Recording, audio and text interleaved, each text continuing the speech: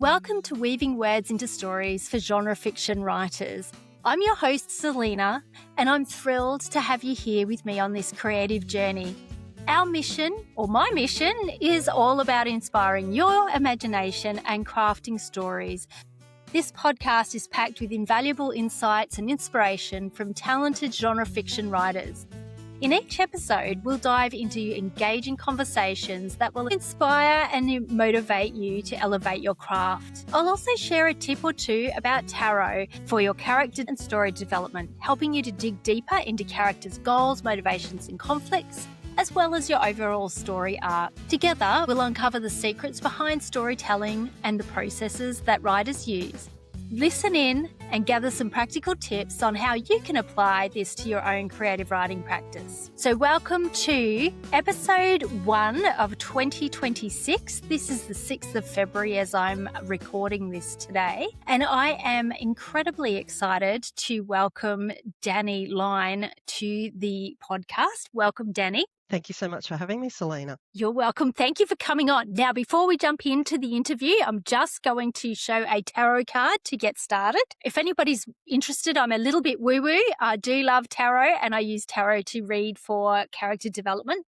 And I thought I'd pick a tarot card for today, which is the Knight of Cups. And the Knight of Cups is the most romantic card in the tarot deck. And since it's February and we've got Valentine's Day coming up, I thought he was a really great inspiration for writing, especially for the romance writers out there. He is all about taking action, and he's one of the most charismatic characters in the tarot deck. So if you have a character that you're really trying to grasp or develop, maybe think about how the Knight of Cups can help you create some more charismatic charm between the two main characters of your story. When it's up the right way, it represents things like creativity, romance, charm, imagination, and beauty. But if it's reversed, if it was to come out the opposite way, it can often mean something that's internal to the character. So something they need to deal with emotionally before they start being ready to fall in love, which is great for fiction because we all need internal conflict, don't we? But it can also represent an overactive imagination, some jealousy, moodiness, and of course, the need to connect with others, and maybe they're going about it the wrong way, trying all the wrong things before they get to the right things. So check out the Knight of Cups for your next writing project. Okay, I am so excited again to welcome you, Danni Line. Danni Line is an Australian author who loves paranormal romance, romantic mysteries, romantic suspense, and horror. Danni is the author of the Artemis Curse series, the Trinket series, and a collection of short horror stories. And soon there will be 2 romantic series out as well. They're coming out in time for Valentine's Day, I believe. They are out now. They're out now. Great. Yes. Okay. Well, we'll talk more about that in a few moments. Danni Line lives in coastal southern Western Australia with her family and an over-enthusiastic dog. Reading was her favourite childhood pastime, and in her senior year, thanks to a crush on her English teacher and a desire to impress him, she developed a deep love of writing stories. Danni writes romantic suspense and paranormal romance where her characters find redemption through the romance. She's a wife, a child wrangler, and a wannabe baker who wishes she could sing. Gosh, you've got a lot going on there, Danni. Danni is also the Aspiring Authors Ambassador for the Romance Writers of Australia. That's the RWA. She's a member of the Dark Side Down Under and Romance Writers of New Zealand. That's the RWNZ. And of course, the Australian Romance Readers Association, ARRA. And of course, if you want to reach out to her, she loves hearing from you and anybody who's a reader, so make sure that you get in contact. Today, we're exploring Danni's fiction writing and her editing life and hearing all about her various series. Thank you, and thank you for the lovely introduction. And if it makes you feel any better, I'm a little bit woo-woo too. Love that. I'm really grateful. I think we should stick together. Especially, I think if you're going to read or write paranormal, I think you need to be a little bit more open to things like tarot and otherworldly ideas like ghosts and stuff like that. That's one of my favourite things. I write about ghosts. So, shall Yeah, we jump into it? absolutely. I was going to start with your writing experiences. So, your writing spans both romance and horror. Yes. So, which genre sparked your passion for writing first? Okay, horror was my first love. I probably discovered Stephen King and Dean Koontz and James Herbert very young. Hmm. I love the way they made the ordinary things seem scary. There was just Right. something a little extra about Hmm. something that should have been just an everyday thing. And in a way, I think, well, romance can be scary too because it's that sense of vulnerability and opening up yourself to let somebody else in. Mm, So not knowing or having a fear of the unknown is a power thing both in horror and romance. But mm. basically, I transferred more from horror to romance is because my characters kept wanting to do that kissing stuff. I love that the characters take off and do their own thing. How dare they? Having the horror background has influenced your writing and your romance, or vice versa. Like, how have they kind of worked together? I think because I do love paranormal stories so much, it was easy to have the darker background and then bring the hope in through the romance. So Mm, like a balance. You know, yeah, there's yeah. there's a lot of dark in the world, so there needs to be light. Yeah. Look, I'm going to go out on a limb and say, yes, horror is about fear and terror and uneasiness, but there's also a sense of hope. You hope they're going to survive. And romance has the hope. It has the hope of the relationship coming together. And I think that there's a lot of parallels between horror and romance because they're both very visceral and emotional kinds of genres. What are your thoughts on that? No, I agree with that. I like to balance things out and I have a strong sense of justice because obviously justice doesn't happen in real life, but they can in stories. Yes. Well, we'll definitely dig deeper into the justice theme because you have a whole series that deals with justice. So you also write novels and the short stories. What do you enjoy most about both the short and the long fiction? I think short stories are really good to help you practice your craft Mm, and building your skills. You're learning to tighten scenes and sharpen details and concentrate on just a few characters and bringing their whatever their situation is out onto the page. And they take less time to write, so you've got a feeling of accomplishment when you've written the end earlier on a short story yeah. as to working through a longer story. So I think Mm, that's like a little reward for yourself. yeah. Another thing I like about short stories is when I am trying to work out a moment in a novel or a longer story, that I can just write a short story or a scene that will help me rethink what I need to be focusing on in the other book. Sometimes those scenes turn up in somewhere else or help me get further along in the story. Yep. That's a really great idea. I didn't think about that, but like I'm struggling with one of my male characters. I'm like, maybe I should do a short story about him, find out a bit more. That's a great idea. Well, it can't hurt to try. If it works for you, great. If it's not, then you find Yeah. something else. Yeah, but I think you always learn something else about your characters and your world from exploring short stories. And what do you also love about the long form fiction, your longer stories? Uh, It lets me waffle a bit more. Yeah, there is a bit more room to explore things, isn't there? It's great for world building, and we start with or I've done it in the Trinket base series we're talking about later. I've started with a novella, and then when I went to the next book, it was a bit bigger, and then as the world Yeah. building came and I got to know more characters, the next book got bigger. So the final book in the series is about 3.5 times bigger than the first book. Wow, okay. That's good. I think though that you with a series you also get readers who kind of go through the series and so they want more from you as well. They probably want more from the world. So that's good. So you can explore more as well. I also get to do my other favourite thing is to put hints in, like what they call them. I don't know if anyone's familiar with the term Easter egg. This puts a little Yes. hint into a story that's going to appear in a later book in a later series, and I love doing that. That is great. I always wondered what an Easter egg was in a story. So that's so helpful. And I think readers enjoy finding them too, don't they? And then I hope so because I like doing it. I'm I sure was they like, do. oh, that's why that happened back there. I've seen that character before. Ah, Yeah. Well, I've been reading Tamara Nicolai's Violet Legacy, and I see the potential for other characters as she's got different characters developing into different stories in the series. So, yeah, it's the same sort of thing. excellent, because I just bought her book. Yeah. Good story. So, how do you approach building romantic tension that makes the reader fall in love with the characters in the story? That's a bit of a hard one, isn't it? I'm No, putting you I- straight on the spot, Danny. why not? I like to think it's because you concentrate on the smaller details first Mm. so that they can develop into bigger ones. For example, a heated glance later becomes a molten stare. A casual touch becomes a clenched embrace.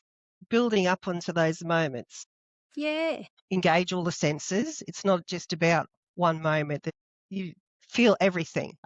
Yes, it's because you want your reader to feel everything your character's feeling. Right. So I kind of think about it as head, heart, and body. The mind, like the internal thoughts are part of it. The heart, which is the feelings, and of course the body being the visceral responses. Is that? I like that. I'm writing it down. Yeah. Well, it'll be on the transcript as well. I was going to say what I like about that approach is I was reading something. I downloaded a book last night from another author on writing sweet romance. One of the things she said was it's like you're dialing up the tension over the period of the book. And what you're saying is the same type of thing, but in a different way. And I think as writers, we need to hear it in different ways because we all kind of like click differently. I really love that. But until then, and until now with you, I hadn't really thought about it. You know, that the tension was building. I mean, I see it as rising, but I hadn't thought about it by that first initial touch, and then it becomes like a molten. What's the word you use? What's the phrase? A molten heated glance becomes a molten stare. stare. What's the script here a bit? But how did you learn all of this for the romance? I don't know how to describe it. It's like there's certain phrases or certain words or ways that you describe stuff that's just kind of different to other types of genres. How did you learn that? I am one of those people who sit back and look at everything going on around me. Some phrases just stick to me. I've obviously reading other people's books and what jumps out on you that you love and you twist into your own version of it. So as you say, we all learn differently. We all embrace Mm. things differently. Mm. Just like watching people be happy. Yeah. Well, writers are observers, aren't we? Naturally. We're not always, I mean, we've got this world of social media where we've got to be out in the world and promoting our books and stuff. But a lot of writers are very introverted. Like it isn't, I might look like I'm extroverted, but I'm actually quite shy as well. So I get that. And it takes a lot to put yourself out there. But one of the advantages of being that introverted self is you get to people watch, if that makes sense. And then Yes. you can draw on that for your own creative writing. Now that I've sort of segued into that, do you have any tips for aspiring writers on how to write a really powerful first kiss in a story? That's a real specific question, isn't it? Some ideas, because I don't know about tips, because as I said, we're all different, so everybody approaches things differently. But I think they don't all have to be big, passionate clinches. Mm. Think about who your characters are, the story you're writing, and what led them to that moment and that first kiss and how they react to it. What was your first kiss like? Were there sparks? Were there fireworks? Did you kick up the back of your foot? I so want to. I wish I'd done that. A fleeting touch that made you pull back and stare into each other's eyes? Just that little touch on the lips. I mean, did you go back and go, touch your Oh, mouth and, just because you've felt yeah. that not only through your like right down to your toes and back Yeah, again? that's right. Yeah. Yeah, Yeah. think about those moments. Yeah, I find it interesting because in the Romance Writers of Australia, there's a competition called the First Kiss, and a lot of writers put in for it. I have to say, I haven't actually done it myself, and that's because I don't feel like I write really great first kisses yet. So I'm asking for a friend, how do you write a really good one? That's me, just saying. I think that what I'm hearing you say too, though, is not just what does it feel like for your first kiss, but that ratcheting up of the tension is what also plays a huge role in building up to the first kiss. So if you've spent that time with the head, heart and body, or, getting into those different aspects of your point of view characters, then the tension's already there. And the kiss is kind of like it's a really big deal, that first kiss, isn't it? I It guess is. it's that vulnerable moment where you Yes. first let somebody get that intimately connected with you. When I did the How to Write Love course, they talked about sex and sex being the thing that is like, that's the ultimate payoff, but something else should happen because of it. Like there should be another, because it's so intimate, there would be another feeling of vulnerability, for example, and they might backpedal a bit from that moment to keep themselves safe. And I wonder if that's a similar thing that happens in the first kiss. What are your thoughts? Well, that's a good question, actually. And yes, you are building up to that moment. You are wondering, what if, do they feel the same way about me as I feel about them? Or, unless, of course, those ones that catch you by surprise. Yep. Yeah. It is a build up. It's your emotional engaged, mentally engaged. It's the kiss and the romance is the cake and the sex is the icing kind of thing. Right. Yeah. But Yeah. it's not true for all books and all No. authors. So. No. And I mean, we can't talk for every author out there. We No. can only talk for what you write and what I write and the way we see things. But I just find it really fascinating because I hadn't, until that point of doing that course, really thought about how, the kiss and the sex can be real vulnerability moments for the characters, that they have to come to terms with whatever it is that they've now opened themselves up to.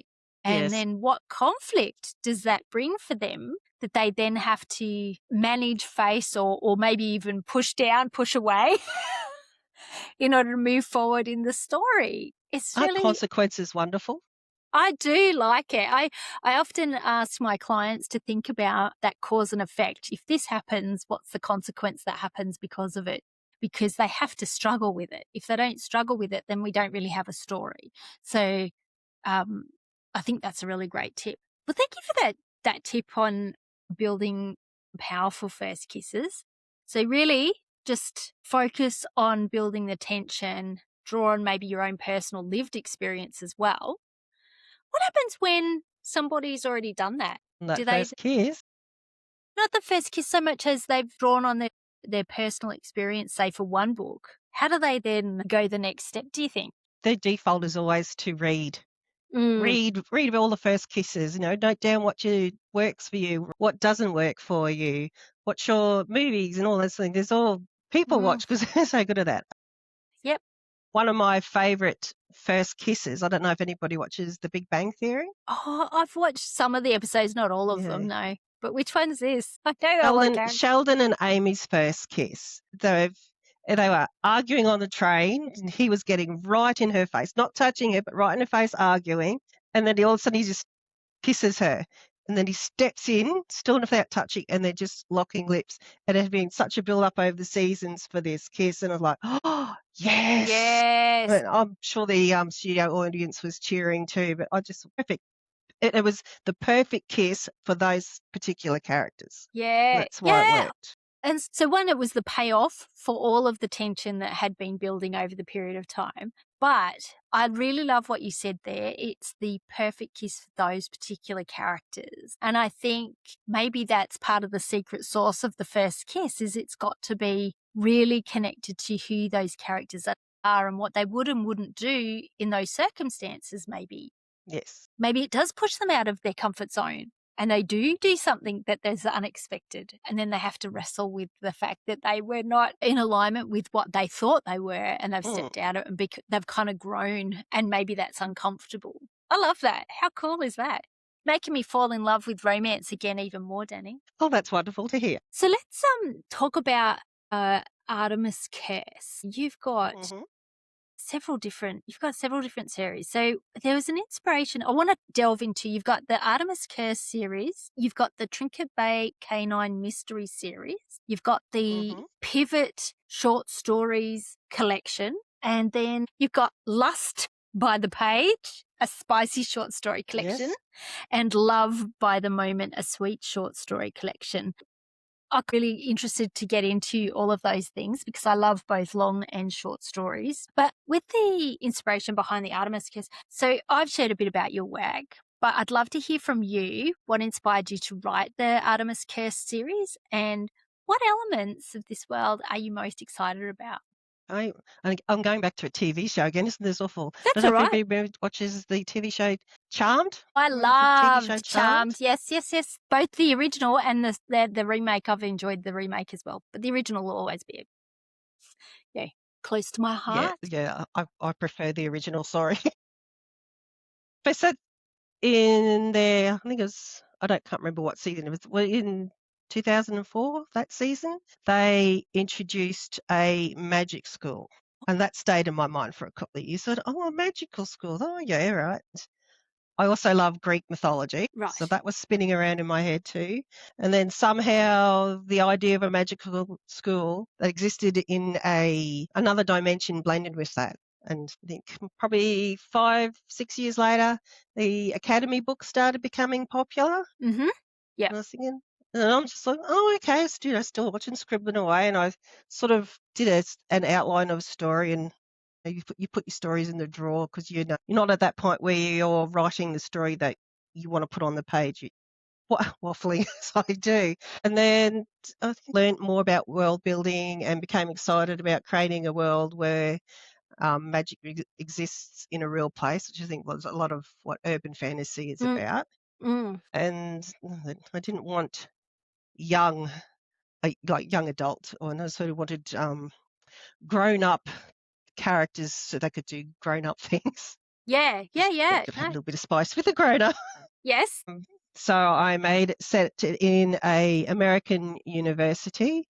So I researched the cultural elements of both Greek mythology and the because it's set in Duluth, Minnesota. So I learned about Minnesotans and made a couple of friends over in the Minnesota area who could give me a bit of feedback to make sure I was setting my story in a real place, but then I could add my magical elements on top of it. And then so much fun making up potions and spells. And You'll then so have to give me some I have tips. I want more tips. Tips on that one. We'll get to that. So you love doing the potions. How many books are in the series? there's 5 books, and then I wrote a little novella that connects between Artemis Curse and the series that I'm starting now. It's sort of like 15 years later, and the university students have grown up and they're having different stories and different challenges now, but it's still set in Duluth, Minnesota. Great. So tell me some tips on coming up with magic potions. Got any good juicy tips for me? So Latin, to check Mm-hmm. different languages, I like looking up different words for the meaning of fire, and the blaze and the ember and all that sort of thing. And Latin's a bit of a cheat, but it was still fun to make things work for the situations that I needed to. I'm not a great gardener, but I do love pottering around the garden. So interesting about flowers and herbs and Mm. those sort of things that would help create a potion too. So you work it for what your story needs. Yes, So I yeah. just had fun with it. Well, that sounds awesome. I use a lot of Wicca for mine as the basis for the seasons and the gods and the goddesses. And yeah, but again, it's what works for your story, like where your world building is and what your focus is on that. Well, we'll move into Trinket Bay Canine Mystery. So this one came out before the Artemis Curse, is that right? Yes. Entered a short story anthology contest, Okay. and I was trying to think, oh, well, what am I going to write about?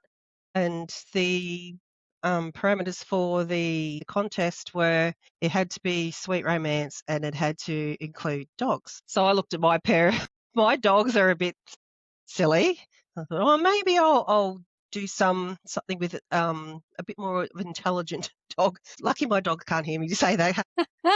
And as it happens, I was doing some research and I came across a newspaper article for the Western Australian Police, and they had just got 3 puppy recruits for their canine program. And I was like, that's it, I've got my story. And as it so happens, that those 3 dogs are still working there. There's 2 in Kimberley's, and there's one working in North Perth.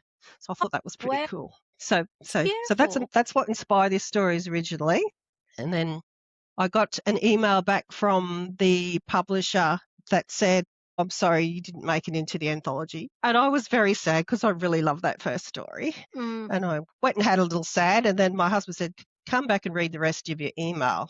That they'd offered me a contract instead of being in the anthology. So that's how I got my 3-book deal published. And then I only had the one for 3 books, but I still had one more story, I thought, because I had 4 dogs originally Yeah. mentioned. So the Yes. one story for each dog. And then halfway through writing book 4, one of my side characters said, hey, so there's 5 books. There's 5 books. Well, I've got one of them here. Yes. I think this is the one from Gumnet Press. It's A Nose for Trouble by... Yes, it is. Now, is the one I've got is by Danni Line. Now, you've changed your author name to Danni Line. So if people wanted to buy it online, would they look for Danni, as in Dann? Yes. Oh, do we drop everything now? Don't drop everything. I don't it's know all if good. you can see. Oh, yes. New So it's cover? been updated. New cover. So, Yes. for those on the video, you'll see the covers. For you in the audio, please go to my YouTube channel, Selina Shapland How's it go? Empowered Words. Yeah. And you can see them on the video. That was a great story, by the way. I really enjoyed that. And it's set in Trinket Bay. So how did you blend the themes of love and duty into creating this charming little coastal setting? Well, I have a great deal of respect for everybody in the emergency services. They're the people who put their own families and lives on hold so that they can keep other people safe. Mm. And that's a big deal. So I wanted to build a sense of community and a safe haven for those who face danger on the daily into the arms of someone they love. Romance and danger kind of go hand in hand, don't they? They do, yes. I think so. I like that. I personally enjoy a bit of mystery and suspense in my romance. So, that works for me as a reader. And also I think it makes the romance more intense, if that makes sense, because they're in danger. Something really is at stake. When their lives are at stake or the people they love are at stake, then it's more than just all those love. All those heightened emotions. Yeah, that's why those kisses are so good. And what about Trinket Bay? Like, is there anywhere that's sort of like modelled on? I'm assuming it's a fictional town, fictional coastal environment. It is, but if I had money for every time somebody asked me where it was and could they go there, then I would be very rich. A lot richer than I am now. Yes, which is good because I love that they so believe in the place that they think it's real. But I grew up in a small coastal town, so yeah, it's just part of happy memories, and I live in Western Australia, the coast area now, and it's just as beautiful on this side as it is on the other. And I think what I really like about what you're saying there is, one, you're drawing on lived experience to build your world, but two, you've been able to write it in a way that people can feel transported into the world. And if they think it's real, I don't think I could think of a higher compliment, to be honest. It's that sense of it was so vivid, so real for them. They wish they wanted to live there. And that's not just about the world building, that's about the whole story. That's about storytelling, the narration, the characters, the promise and what was delivered at the end of the book for the reader. That's pretty high praise, I think. I think that's wonderful. Everybody should go and read these books. It's very lovely to hear. So I wish I lived there too. Yeah, I know. There's some parts of my stories I'm like, I would love to live there rather than where I am. And I live in a lovely little town in New South Wales, but it's little. So let's go back to the Artemis Curse series. So let's talk about world building. So you create your complex realm filled with guilds and magic.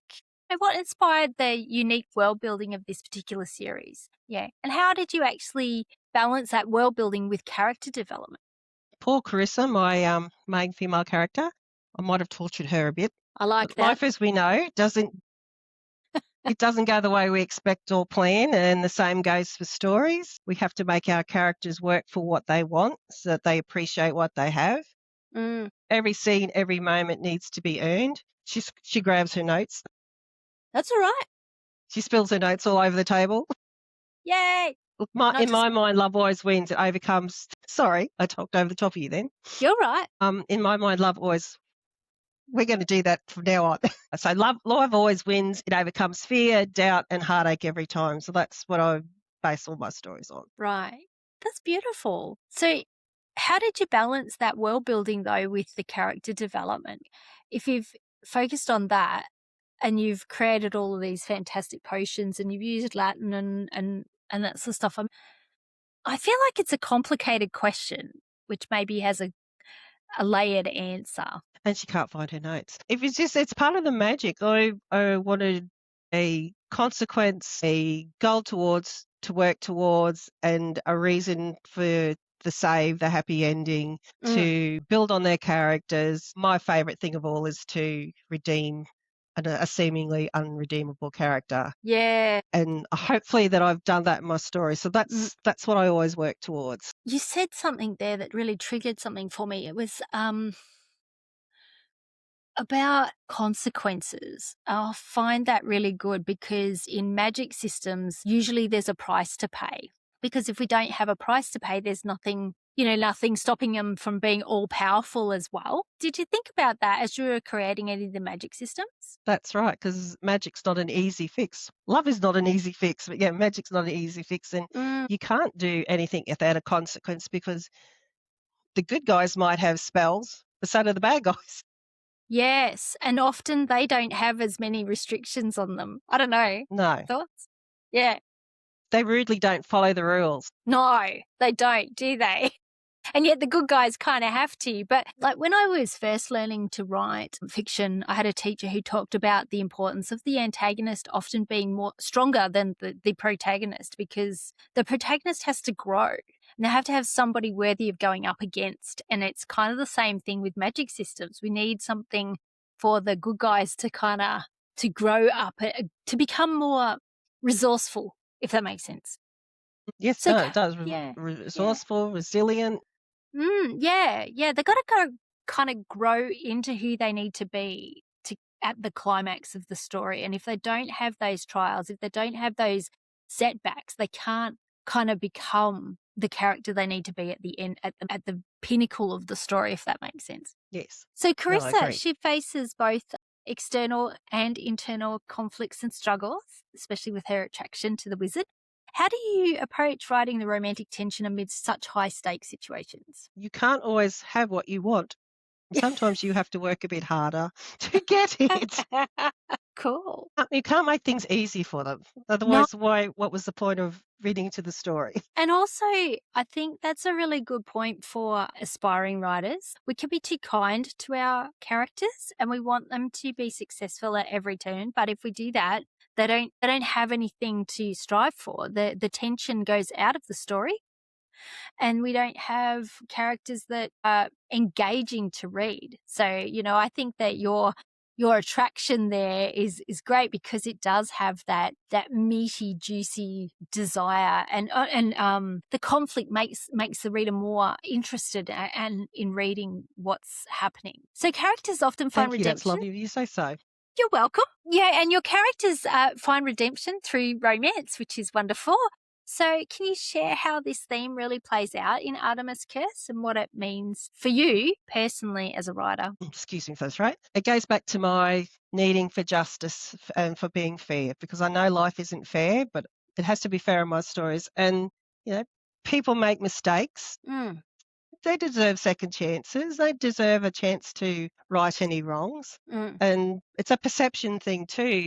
Even when you're the villain, you don't think you're the villain. No. You No. think you're the good guy in your own story. So Yes. it has to be. I like to think there's good in everyone, so there's got to be a second chance. Really, that's probably just a me thing. And if I can write that redemption and give them that chance, then I'm happy. Yeah. On the flip side, if they don't deserve redemption, they're not getting it. Yay! I love that. Well, That's the horror side. But there are some characters that do things that are not redeemable. And I think So this is where genre becomes very important, I think, too, when it comes to redeeming a character.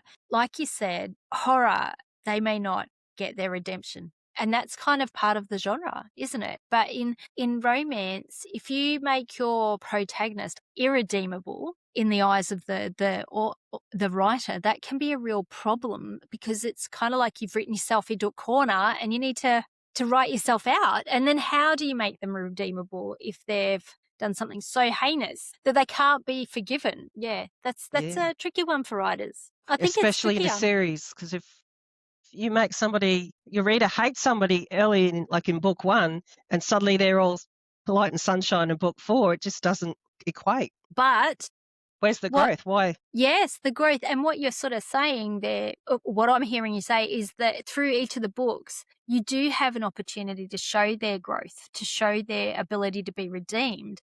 But as an author of a series, you need to sort of think about that almost in advance. I don't know, did you think about those things in advance?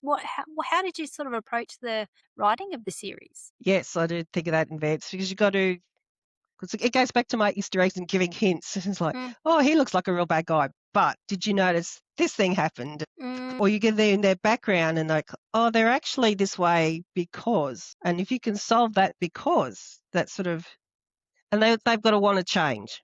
yes, yeah, They've got to want to make that step too. yeah. And what that's triggering for me in my brain is giving them the chance to show the background of the reason why they became this way is so important for characters, and it's important for writers to understand that they need to show that at some point. Otherwise, the reader won't understand why the character is doing what they're doing, which all comes back to a bit of like their fatal flaw, their wound, their, what's their motivation, that scarring moment that made them misbelieve something and then they act out against it, and you don't know until you know.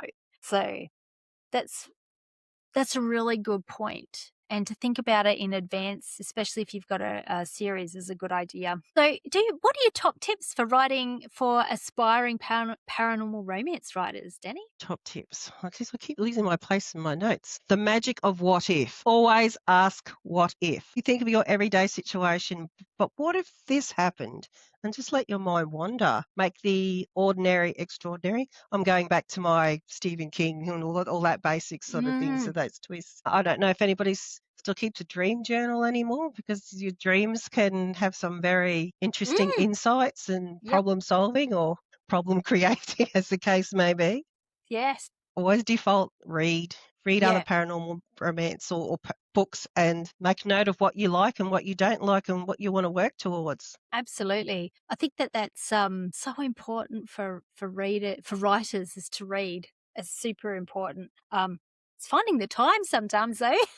It's like I read before bed. Yes. And talking about dreams, actually, I've been having terribly vivid, nightmarish dreams. Maybe I'm indulging my horror side here at the moment, but yeah, that how dreams can actually be the basis for a story as well. So, you could have a lovely horror one or a lovely romance one or whatever.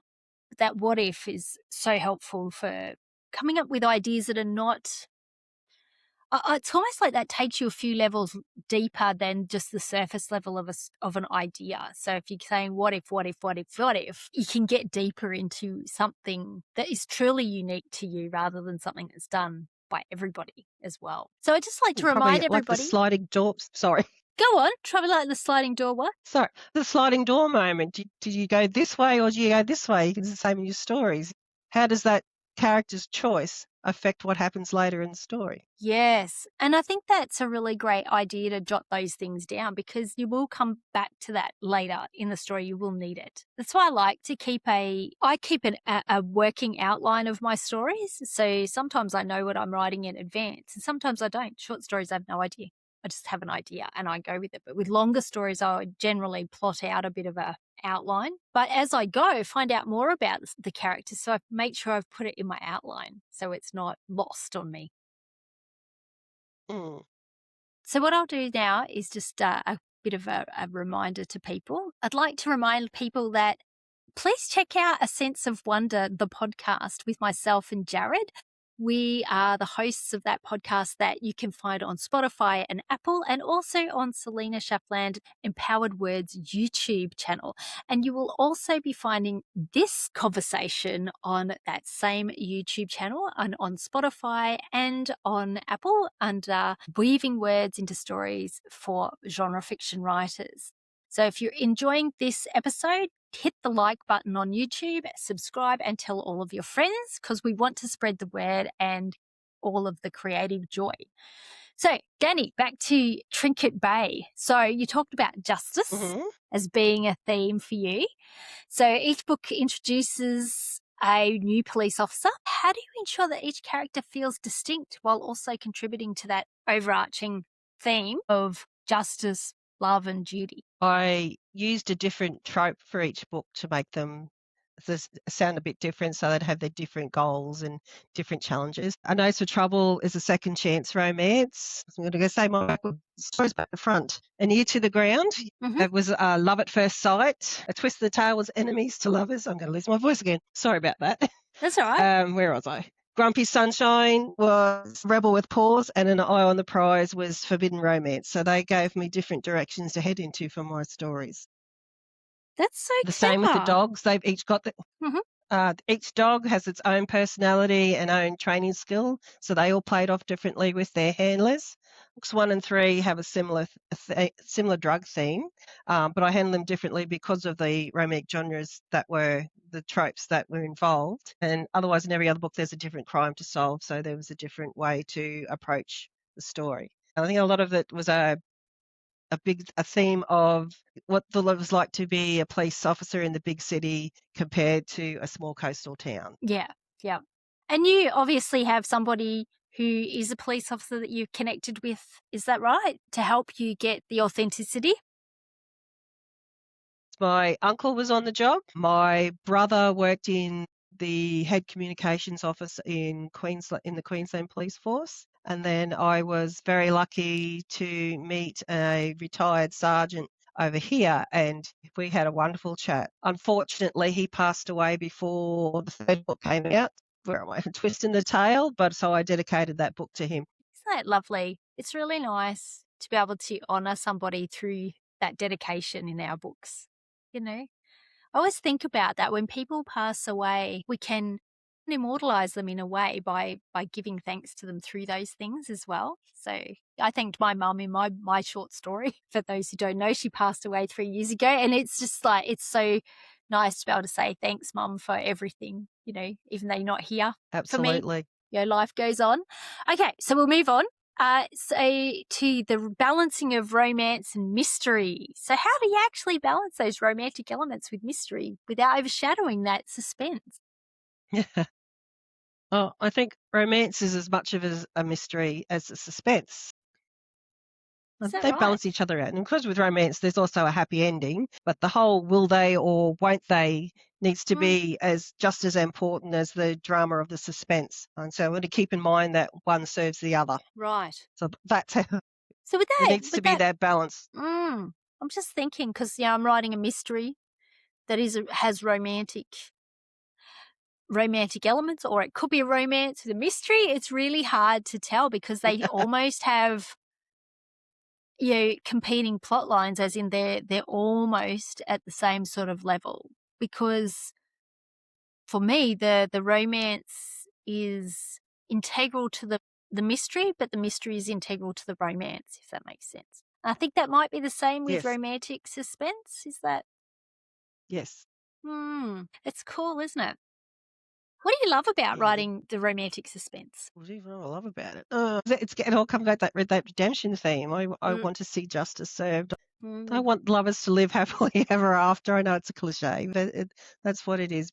I love mysteries. I love puzzles. I loved working out how did that person think they were going to get away with whatever, and what brings them back to solving that crime, righting the wrong, and then having the happy ending at the end of it. Yeah, yeah. Look, I love mystery because of the puzzles. I love the puzzles. I love to know why somebody did what they did. You know, like, it's not just the who done it, it's the why done it. but then also the romance is that happily ever after. And let's be honest, that's what the genre expectations are, that they have a happily ever after. If you're going to say it's romance, you better have a happy ending for the romance at least, even if the bad guy gets taken away. So let's talk about Trinket Bay again. So it sounds again like a really gorgeous little town with lots of personality. That setting influence your characters' romantic get-togethers? Sorry, my series spoke to me. Listening in. No, it's again because I grew up in a small coastal town. I wanted to bring that sense of that life into it. I grew up in a place that was always felt safe and protected, where everybody looked out for each other, and the typical small town gossips and all that too. But that's part of it. And so I wanted to bring all that into Trinket Bay and make it real. And since people are asking where it is, I'm hoping that made that connection to make it does feel real. Like I said, even I want to live in Trinket Bay because that's where all the hot cops are. I remember the cafe. I was like, I really like the cafe. I was like, I could go and hang out in that cafe for a very long time and just enjoy the atmosphere. It was cozy in a way, and having the beach and the town where they move through. It was really lovely. I mean, I've only read A Nose for Trouble at the moment, but I do have them all on my Kindle, so I will be continuing to read soon. That's a lot of stories on my to be read file. But do you have any? I know the feeling. Do you have any tips for writers wanting to incorporate police into their stories and make it authentic? There's usually you look up on the website how to join the force and all expectations of that. So that is a good resource. If you find somebody who is happy to talk to you about basic things, they won't go into deeper detail. I suppose it depends on the person really, but an overall idea of police. And again, read your police mysteries, read your true crime podcasts. There's another thing to remember, especially if you're doing an Australian police story, that each state has different rules. So what's allowable in Western Australia, for example, may not be part of the New South Wales curriculum. So these are to match your story details to your settings. Yes. Yeah. If you're lucky enough to find somebody or you've got a contact, then ask them questions. The worst they're going to say is no. Yeah. There's a I think he might be still in the police force, a detective, but he's also a crime writer. His name's Jack Rooney, and he's in Queensland, but he will coach you on writing authentic police procedural or mysteries where elements of the Australian police force are in. And he's very thorough, very helpful. I had a coaching session with him. He was great, really, really great. And he does the genre fiction podcast, I think it is, with another gentleman who is, I think, might be in the ambulance. But it's very good because I think they got sick of seeing stories that were influenced by, overseas police narratives rather than here in Australia, and they were not correct. If you're going to do it, try to be as authentic to Australia as possible, especially if your setting is here in Australia. But if you're doing it in America, then it's again very different. Each state has differences, and I do not even remotely know what those are. I think if anyone's on Facebook, you could look up places to join too. And trauma fiction is a good one. And there are ones that are based for the UK police and American officers. And that's the same if you're writing a story about a fire person or Yep. Yeah. There's usually groups to join. Yeah. Do your research, check out, find people. I think they'll all be pretty happy to talk about it. Yeah. Or make them magical so you don't have to deal with it necessarily. It's up to you. They go back to the paranormal or something speculative. So let's talk about speculative fiction. Still rules though. I know. Let's talk about horror. Pivot. Spooky tales with a twist. Of course, I'm a big fan of horror stories. I like short story collections and anthologies a lot. So your short stories take your readers through unexpected twists. What drew you, apart from Stephen King and Dean Koontz, what drew you to writing horror genre? I've probably stolen your answer, haven't I? I've always had an overactive imagination.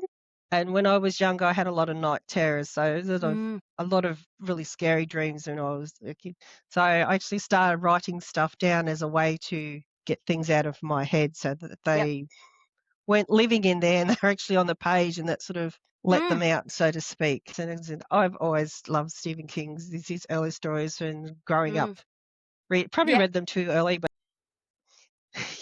you do what you do. And I said I love the seemingly innocent things that turn bad, because that's life too. The scariest Yes. things can happen in an instant. It's just a snap and everything changes. Yes. We're not Yeah. always prepared for said changes. Well, that's right. I know when I went to the UK, I walked into like a little church with area with the cemetery, just have a look at the gravestones. And then I realized I was completely alone. And I had these two guys come out of nowhere behind me, and everything inside me said run. And I did. I actually listened to my intuition. And they were very sketchy characters, I can tell you. Like I was not conscious of that at all until suddenly it's like you have the hairs on the nape of your neck come up, and you just know that they don't mean you anything good. I've got nothing Yes. physical that I can, point to, except that they did follow me down the street until I got to a main street. So I feel like, yes, it was important for me to have listened to that part of myself. So I think you're right. We can't, Very much so.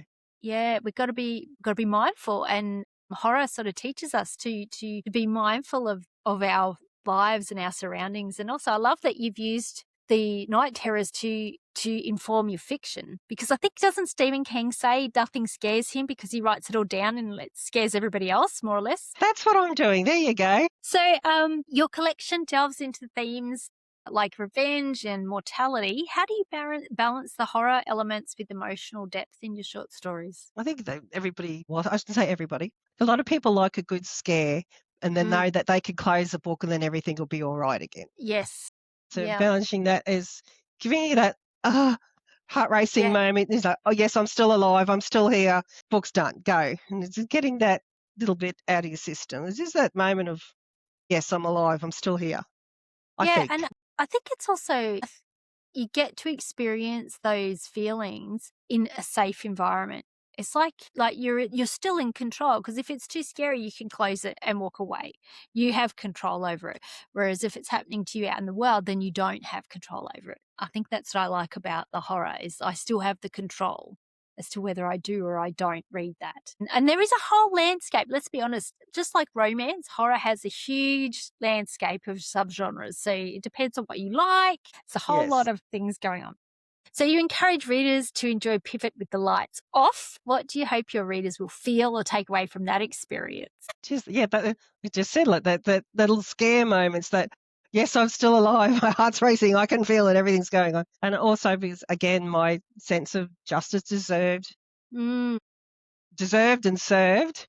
Yes. And just like to think that when that story pivots, they get that little gasp of surprise that they didn't see the story that twist coming. I do love a little twist in the horror stories. I like that. I love it when I didn't see it coming. I'm like, oh wow, how clever is that writer?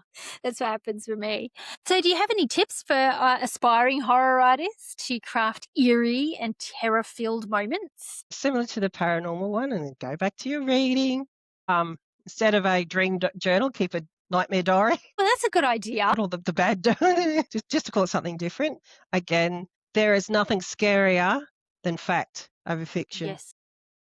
Again, go to your podcasts, your true crime shows, because people do some scary things. Yeah. A couple of other authors that I really enjoy, but like their classics, like Edgar Allan Poe. Yes. He's did some interesting twists. Jonah Hill, Oh. I believe, is Stephen King's son. Yes. And Alan Baxter. Yes. Alan Baxter's an Australian author, and he just best fight scenes. Does he? Right. I love his fight scenes. And finally, look through the lens. Sorry. No, go on. Look through the lens of things are never as innocent as they seem. Oh, I love that. I'm going to go away and play around with that now. You've inspired me, Danni. Wonderful, you do that. And let's just also talk about your two short story collections, the Sweet Short Story Collection and the Spicy one. I love the cover art, because when you put the two books together, it's like one half of a love heart and then the other half of a love heart. Where did all of these sort of come from for creating these two particular collections for Valentine's Day of 2026? Okay. So they've come about of having short stories sitting in the drawer, so to speak, of contests that I've entered and learned from to improve the stories. A sweet collection in particular, I've won or placed every story that's in that collection. Wow. And I thought, oh, well, they're not doing anything in my drawer. I'll put a collection together and see what happens. And so I think that's wonderful. some people just like to read sweet and some people like a little bit more. So I put the two separate collections and I mean, hopefully they buy both, but Absolutely. They look gorgeous. They're really beautiful. It's like they're opposite, like one's got white flowers. I think that's the sweet one, white roses in the love heart on the left-hand side, and on the right-hand side for the spicy one has the red flowers. It's just a beautiful image when you put them together as well. Like you can have them separate or together and it's quite gorgeous. Well done. I would love to do that. I think that's a really great thing to do. I'll be downloading those soon onto my Kindle so I can read them. Because of course, as you have recommended, read more stories. Did I go on too much? No, we're gonna wrap up now. So last couple of closing questions. So as someone who juggles family life and writing, what does your typical writing day look like? How do you stay inspired amidst a busy schedule? My children are older now, so that's sort of given me a bit of time back to myself, although I do have to look after the younger one still because she's got a few challenges. So I'm not as regimented. I'm not running off to school and sometimes being so busy and looking at the clock and thinking, oh my God, I've got to pick a child up.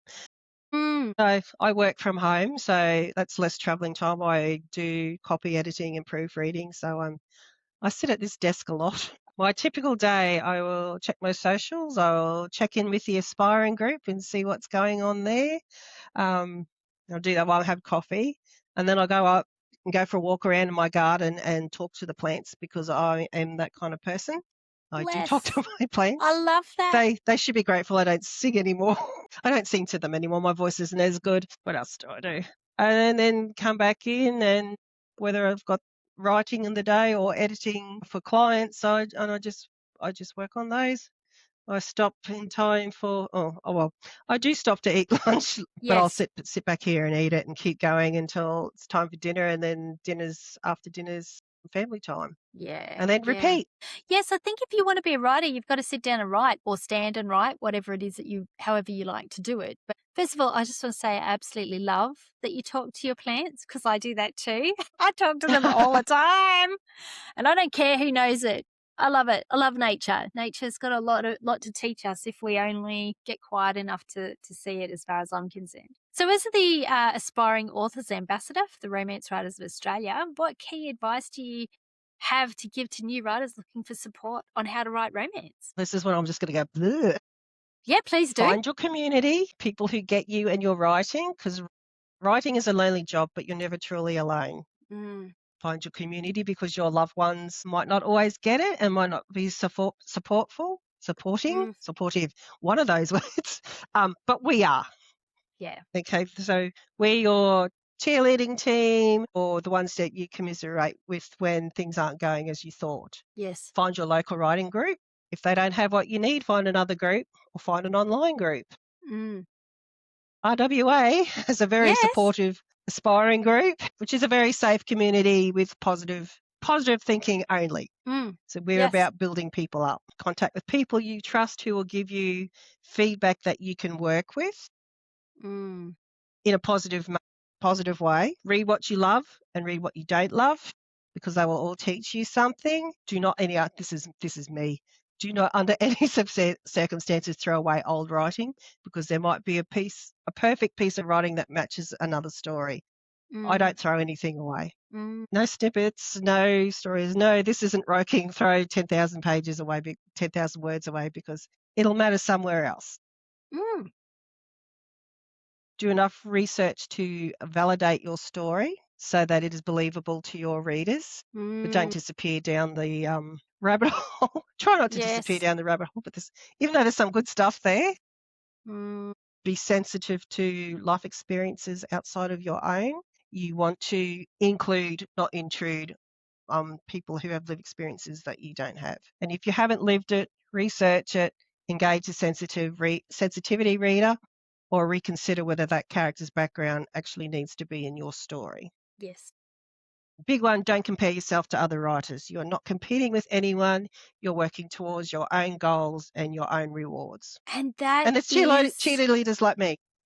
yay, and that is huge. I just want to pick that point up, though, about comparisonitis. It's so easy to do, and it is so easy to end up feeling like you're not good enough, you can't write, look at they're doing, they're having all this success and I'm not, blah, blah, blah. But we're only seeing a slither of their experience, and it's usually curated and on social media, and or like they've won or got into an anthology, or they've finalized or something. But what about all the years of rejection and feedback that they got that we're not seeing? There's a lot. So it's That's and right.